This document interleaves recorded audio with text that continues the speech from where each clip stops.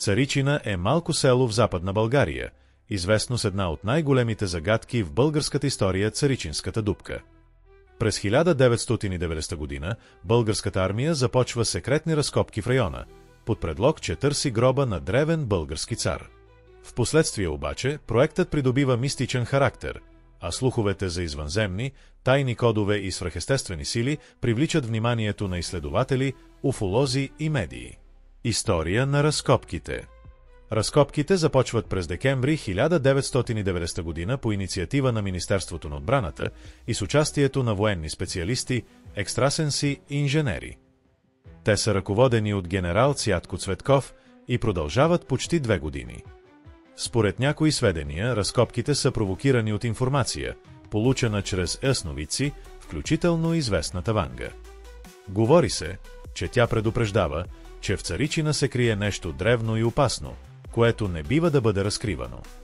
В тунела, изкопан в Царичина, са открити странни надписи, символи и дори твърдения за неразбираеми съобщения, получени чрез телепатия.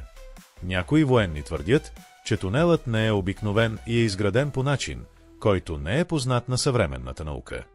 Теории и мистерии. Извънземна връзка. Според някои уфолози разкопките разкриват следи от извънземен произход, а тунелът в Царичина е част от древна извънземна структура, която води до подемен свят. Гробът на първия човек. Друга теория гласи, че в Царичина е погребан първият човек на Земята, същество с хуманоидни, но извънземни черти. Древна цивилизация. Някои предполагат, че мястото е било обитавано от неизвестна предисторическа цивилизация, която е оставила своите тайни под земята. Край на разкопките. През 1992 година операцията е внезапно прекратена, без официално обяснение. Тунелът е запечатан с бетон, а военните отказват да разкрият подробности. Официалната версия гласи, че разкопките са прекратени поради липса на финансиране, но мнозина вярват, че е открито нещо, което е довело до спешно спиране на проекта. Царичина остава една от най-големите мистерии в българската история.